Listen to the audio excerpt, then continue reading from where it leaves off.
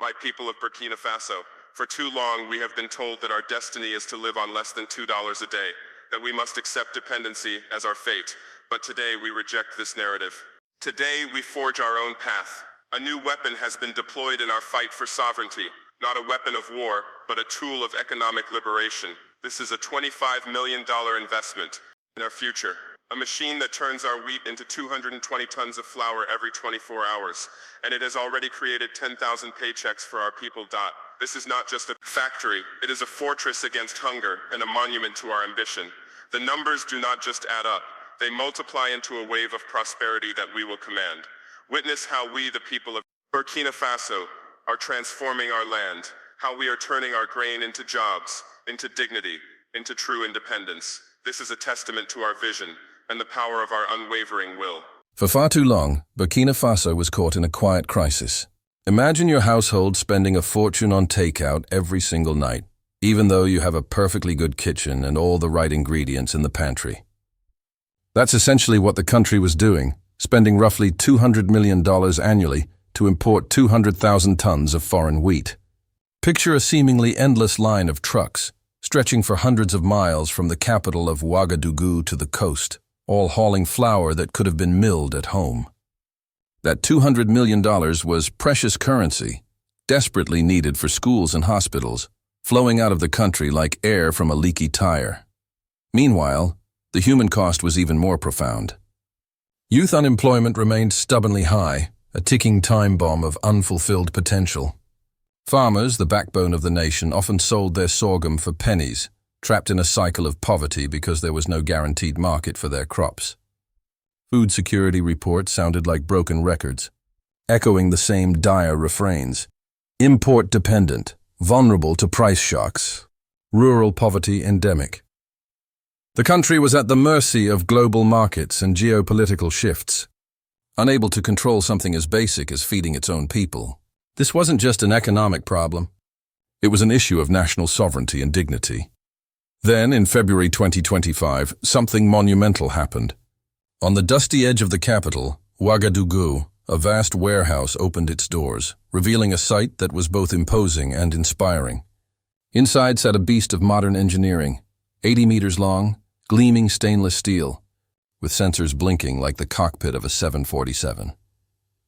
This was the country's new wheat processing plant, inaugurated with a cool $25 million price tag. This industrial behemoth had an insatiable daily appetite. 220 tons of wheat, which it would transform into flour, plus an additional 80 tons of bran, a valuable byproduct. To put that in perspective, this single line can cover half of Burkina Faso's entire bread flour needs before lunch is even served. Government press releases hailed it as an industrial jewel, but for the locals, it quickly became known simply as Le Machine. And Le Machine didn't just bring flour. It came with a powerful promise, nearly 300 full-time jobs inside the plant and 10,000 seasonal jobs in the wider agricultural world. Think of the factory as the heart, pumping lifeblood through the economy. But those 10,000 jobs are the veins and arteries, the planters who sow the seeds, the truckers who transport the harvest, and the sack stitches who prepare the product for market, that carry that lifeblood to every corner of the nation. It's a tangible demonstration of how a single strategic investment can ignite an entire economy. To truly grasp the impact of Le Machine, let's follow a single ripple in this vast pond. Imagine a farmer named Awa. 2 years ago, she planted 1 hectare of wheat, a cautious experiment. But this year, everything has changed. The new plant guarantees to buy every single kernel of her wheat at a premium price. This guaranteed sale is a lifeline. With that assurance, Awa tripled her acreage, hiring seasonal workers from her village and even buying a used tractor, a purchase that would have been unthinkable before. Now, multiply Awa's story by 4,000, and you see why officials are calling it a value chain explosion. It's like a single matchstick igniting a bonfire. One guaranteed buyer for wheat created a blaze of economic activity. Trucking cooperatives are springing up. Mechanics are specializing in harvester repair. Local welders are building grain silos. Women who once struggled to make ends meet are now finding steady work bagging domestically produced flour. This entire vibrant ecosystem is suddenly flourishing, all thanks to one machine and the broader support plan that provides farmers with the seeds, fertilizer, and training to succeed. Let's run the counterfactual. What if the machine hadn't arrived? The country would still be shipping out hard currency for Russian or French flour, an endless economic drain.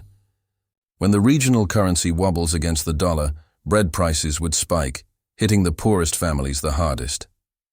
Bakeries would close, protests would flare. We've seen that movie before, in 2008 and 2011.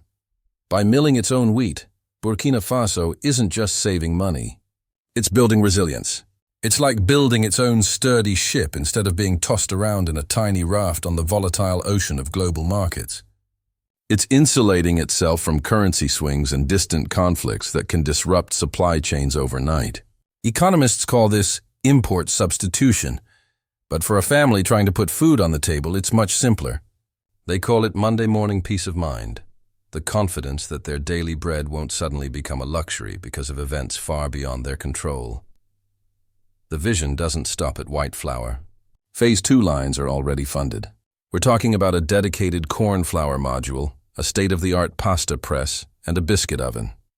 This means the same complex will soon be turning local maize into breakfast cereal and even export-grade couscous. Add these lines, and the job tally is projected to edge closer to 15,000, creating a more robust and diverse agricultural industry. But the ambition extends even further. At a nearby workshop, engineers are reverse validating spare parts. Why is this so vital? In the past, a broken gearbox meant waiting 6 months for a part from Germany.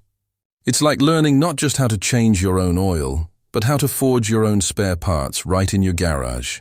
You're no longer at the mercy of a dealership that's a 6-month shipment away.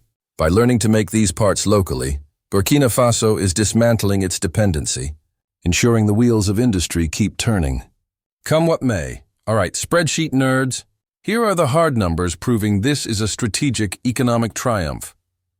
Total investment, a significant 25 million USD daily capacity, 220 tons of flour, plus 80 tons of bran every single day. Direct jobs, 283 permanent. Full-time positions inside the plant. Seasonal upstream jobs. A massive 10,000 jobs across the agricultural value chain. Import displacement. 193,000 tons of imported wheat displaced per year, essentially replacing nearly all of the country's previous import needs. Foreign exchange saved. Roughly $180 million annually. That's like patching a massive hole in the national wallet, allowing that money to be spent on schools and hospitals. Payback. Period for investors, under 6 years, signaling robust economic viability. These aren't just abstract figures. They represent real economic muscle and a tangible shift in national capability. You're welcome, data enthusiasts. Beyond the numbers, the true heart of this story is its human impact. Meet Salam, 26, a line supervisor at the plant. She's the first in her family to hold a permanent contract. Her monthly wage now equals what her father, a charcoal seller, used to earn in an entire year of grueling labor.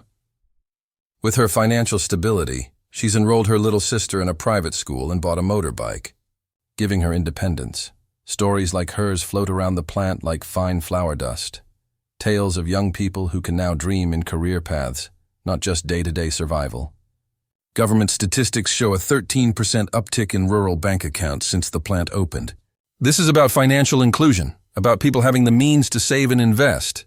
Turns out, dignity isn't some abstract concept. It's measurable in the security of a bank account and the cheerful ping of a mobile money transfer. It's about empowering individuals, especially women, who are at the forefront of these economic shifts. Now, let's be real. Nothing this transformative comes easy. Foreign millers who once dominated the market haven't rolled over. They've dropped their prices aggressively in a classic tactic to try to starve out the competition before it can establish itself. Then there's infrastructure. Power outages still stalk the industrial district. To ensure continuous operation, the plant runs 2 megawatts of backup diesel generators, a significant operational cost and a reminder of the hurdles still to be overcome.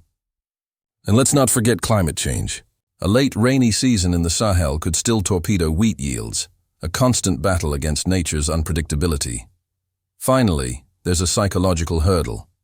Convincing local bakers, who have for generations used imported flour, that the domestic product is just as good is a challenge. It's like convincing a coffee snob, who has only ever trusted Italian espresso beans, that locally grown beans can make an equally rich cup. It requires proving the quality, one perfect loaf at a time. Spoiler alert, it does. The success of La Machine is a regional beacon. Ghanaian traders are already sniffing out opportunity, knowing they could potentially buy surplus flour from Burkina Faso cheaper than importing it. And it's not just Ghana. Mali and Niger, facing identical challenges, have sent delegations to tour the plant.